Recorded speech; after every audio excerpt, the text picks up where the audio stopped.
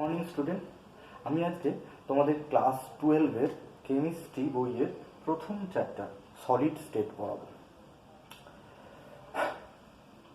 নির্দিষ্ট ভরের, নির্দিষ্ট আকৃতির এবং নির্দিষ্ট আয়তনের কোনো পদার্থের যে অবস্থায় কণাগুলির শুধুমাত্র কম্পনজনিত গতি ব্যতীত আর কোনো গতি থাকে না, সেই অবস্থাকে বলা হচ্ছে সলিড অবস্থা বা সলিড স্টেট।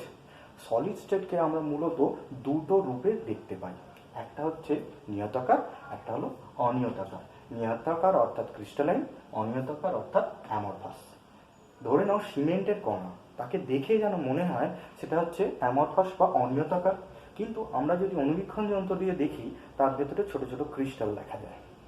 আবার যদি কাঁচের কথা ভাবি, কাঁচকে দেখে মনে হয় যেন এটা ক্রিস্টালাইন, কিন্তু প্রকৃতপক্ষে ইহা কিন্তু ক্রিস্টালাইন যৌগ নয়। এটা কি অতি সান্দ্রতাযুক্ত এবং অতি শীতলীকৃত একটি তরল পদার্থ। এর সব থেকে ভালো প্রমাণ কোথায় পাওয়া যায়?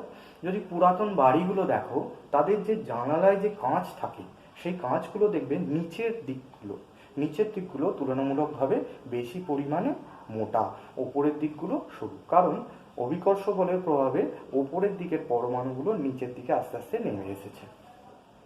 আমি একটা উদাহরণ দিতে পারি, এটা হচ্ছে ক্যালসিয়াম কার্বনেট। ক্যালসিয়াম কার্বনেটের দুটো রূপ, একটা হলো চক আর একটা রূপ হলো মার্বেল। মার্বেল হচ্ছে ক্রিস্টালাইন উদাহরণ, আর চক হলো অ্যামরফাস বা অনিয়তাকারের উদাহরণ। এরা মূলত ক্রিস্টালাইন হয় কেন? এদের কণাগুলো রেগুলার অ্যারেঞ্জমেন্ট থাকে।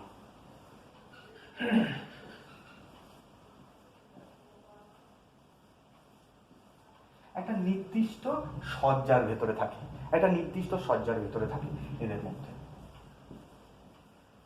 কিন্তু অ্যামরফাসগুলো কোনো নির্দিষ্ট সজ্জা থাকে না, বিভিন্নভাবে থাকে, তারা ঘুরিয়ে ফিরিয়ে। হ্যাঁ, আমি ধরলাম যে কিছু কিছু কণা এর মধ্যে ধরো আলাদা।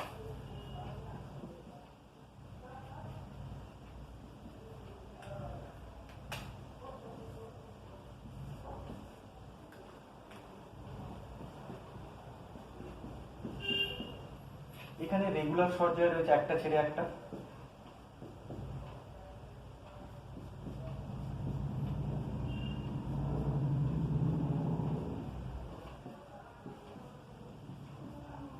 এরকম ভাবে রয়েছে।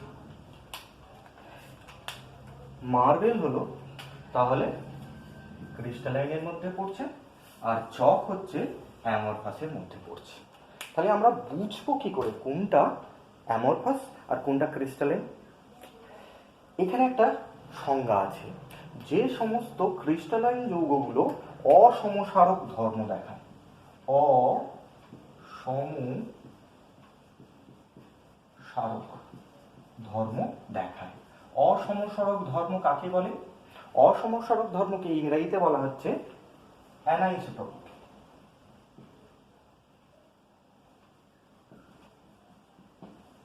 এই অ্যানাইসোটপিক ধর্মটা কি?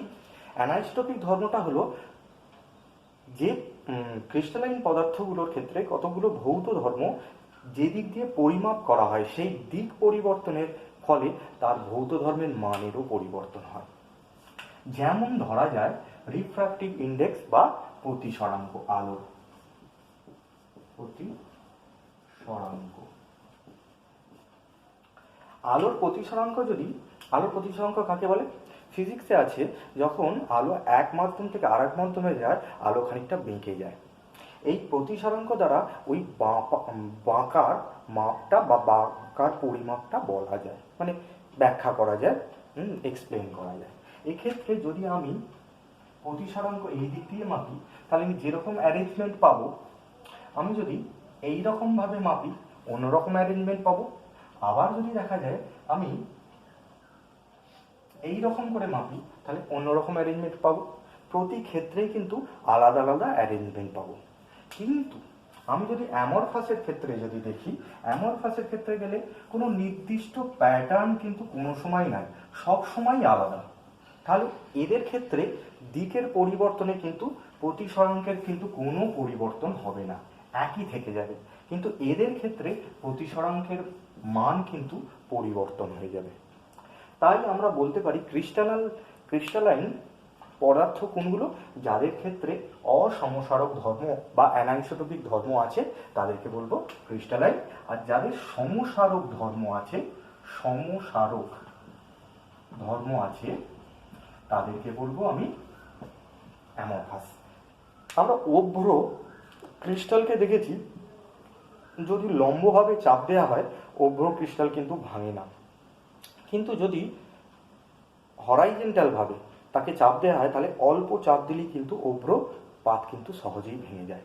এটার জন্যই আমরা অভ্রকে ক্রিস্টালাইন বলতে পারি, কারণ দিক পরিবর্তনে তার দৃঢ়তার পরিবর্তন হচ্ছে। দৃঢ়তা এক ধরনের ভৌত ধর্মের মধ্যে পড়ছে। আমরা এরপরে যাব আর কি কি প্রপার্টি এদের মধ্যে আছে, ক্রিস্টালাইন আর অ্যামরফাসের আর কি কি ধর্ম আছে। একটা ধর্ম কি? বয়েলিং পয়েন্ট বা বিপি। ক্রিস্টালাইন যৌগগুলোর ক্ষেত্রে বয়েলিং পয়েন্ট একটা শার্প, অর্থাৎ এটা সূক্ষ্ম পাল্লা আছে। কোনো ক্রিস্টালাইন যৌগ ধরা গেল তার বয়েলিং পয়েন্ট হচ্ছে 120 ডিগ্রি সেলসিয়াস। 120 ডিগ্রি সেলসিয়াসে সে গলতে শুরু করে দিল এবং সে সম্পূর্ণ পদার্থটি 120 থেকে 123 ডিগ্রি সেলসিয়াসের মধ্যে সম্পূর্ণটা গলে যাবে। কিন্তু অ্যামরফাস যৌগের ক্ষেত্রে দেখা যাবে কারো বয়েলিং পয়েন্ট স্টার্ট হচ্ছে যদি 140 ডিগ্রি সেলসিয়াসে,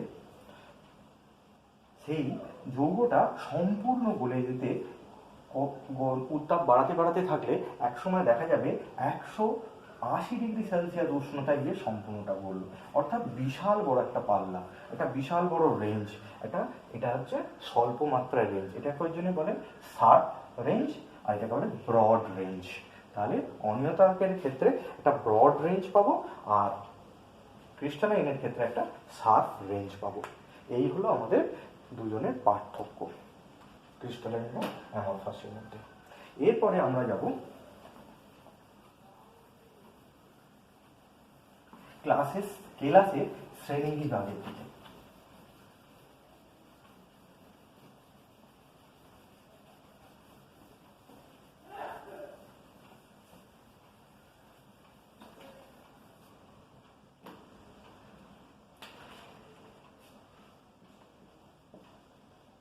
কেলাসের শ্রেণী বিভাগ।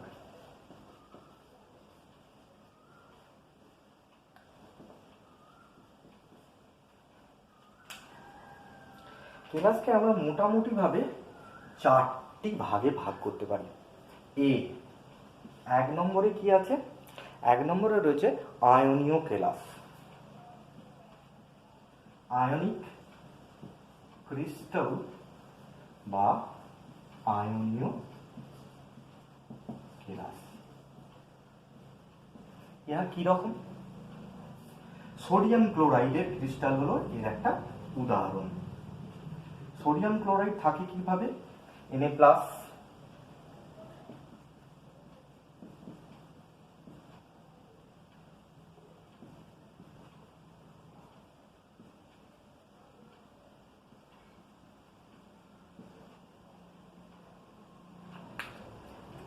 Na plus Cl minus, Na plus Cl minus,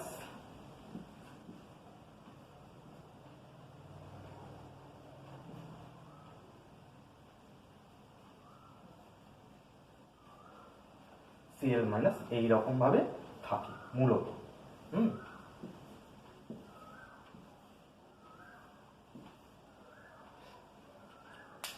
এখানে সোডিয়াম প্লাস এবং ক্লোরিন মাইনাস পাশাপাশি অবস্থান করে। সোডিয়াম প্লাস এবং ক্লোরিন মাইনাসের মধ্যে চুম্বকীয় বল কাজ করে। এটা খুব স্ট্রং ফোর্স, আমরা জানি। মানে ধনাত্মক এবং ঋণাত্মক পরস্পরের ভেতর যে আকর্ষণ করে সেটাই হচ্ছে কুলম্বীয় বল। এদের মধ্যে এই জন্য দৃঢ়তাটা অনেক বেশি থাকে। দ্বিতীয় ভাগটা হচ্ছে পারমাণবিক কেলাস বা অ্যাটমিক ক্রিস্টালও বলে। এর যদি আমরা উদাহরণ দিই, সেই উদাহরণটা কি দাঁড়াবে? উদাহরণটা হচ্ছে হীরক, C C C C C. এখানে কার্বন, প্রত্যেকটা কার্বনের 4টে করে হাত আছে। 4টে করে হাত আছে প্রত্যেকটা কার্বনের। 4টে করে হাত আছে। এখানে যে ক্রিস্টালটা স্থায়িত্ব পাচ্ছে মূলত ইলেকট্রন শেয়ারিং এর মাধ্যমে। অর্থাৎ এই কার্বন এবং এই কার্বনের মধ্যবর্তী দুটো ইলেকট্রন আছে, যেটাকে এও ব্যবহার করছে, এও ব্যবহার করছে। এখানে ইলেকট্রন শেয়ারিং এর মাধ্যমে টোটাল ক্রিস্টালটা স্থায়িত্ব পাচ্ছে। এই ক্রিস্টালটাকে আরো দুটো নামে বলা হয়। একটা হচ্ছে সমযোজী ক্রিস্টাল অথবা নেটওয়ার্ক ক্রিস্টাল। আর একটা উদাহরণ আছে এর, গ্রাফাইট। এখানে প্রত্যেকটি কার্বন sp3 হাইব্রিডাইজড, কিন্তু গ্রাফাইটে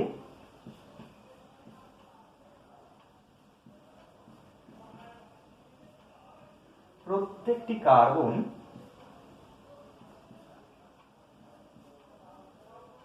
এরকম করে যে চলতে থাকবে, প্রত্যেকটি কার্বন কিন্তু sp2 হাইব্রিডাইজড। হ্যাঁ, প্রত্যেকটি কার্বন হচ্ছে sp2 হাইব্রিডাইজড।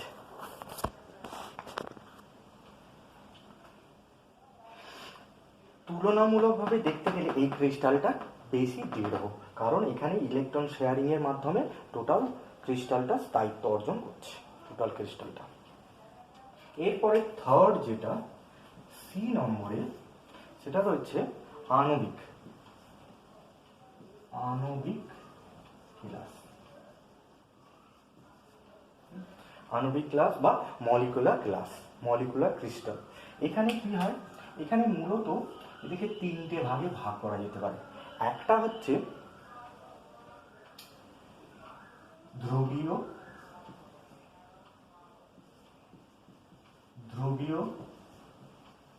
আণবিক ক্লাস,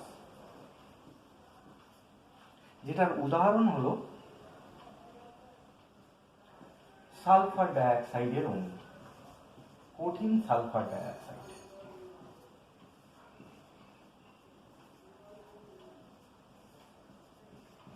এখানে সালফার এবং অক্সিজেনের ইলেকট্রনেগেটিভ পার্থক্য থাকার জন্য সালফার এর দুটো পোল তৈরি হবে, সর্বদা দুটো পোল তৈরি হবে অণুগুলোর ভেতরে, ফলে তাদের মধ্যে অ্যাট্রাকশন ফোর্স থাকবে।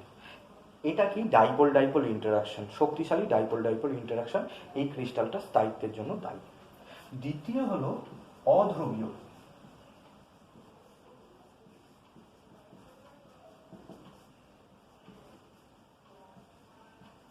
অধ্রুবীয় ক্লাস। এর একটা উদাহরণ হলো হাইড্রোজেন অণু, কঠিন হাইড্রোজেন।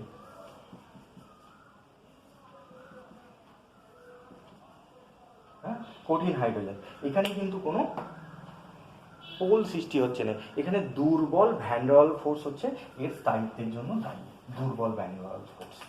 আর 3 নম্বরে হলো হাইড্রোজেন বন্ধন যুক্ত গ্যাস, জলের অণু, কঠিন জলের অণু বা বরফ। বরফে কি হয়? অক্সিজেন হাইড্রোজেনের ভেতরে একটা হাইড্রোজেন বন্ধন থাকে। এই হাইড্রোজেন বন্ধনটাই হচ্ছে এই ক্লাসের স্থায়িত্বের জন্য দায়ী।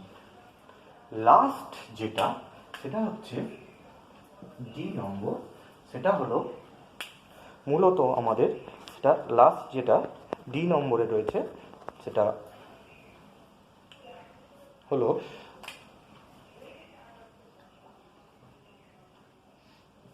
Metallic crystal. এখানে যে কোনো মেটাল M+ আকারে থাকে, M+ আকারে অবস্থান করে এবং সেই যে ইলেকট্রনগুলো ছাড়ে সেগুলো এই মাঝবর্তী অবস্থায় বিরাজ করে। এই টোটাল মডেলটাকে বলা হচ্ছে ইলেকট্রন সি মডেল। এই ধরনের ক্রিস্টালই হচ্ছে সব থেকে বেশি সুস্থায়ী, কারণ এখানে ইলেকট্রন সমুদ্রের ভেতরে মেটালগুলো বিরাজ করছে। আজকে এইটুকুই রইল তোমাদের, হ্যাঁ, পরে আবার শুরু হবে।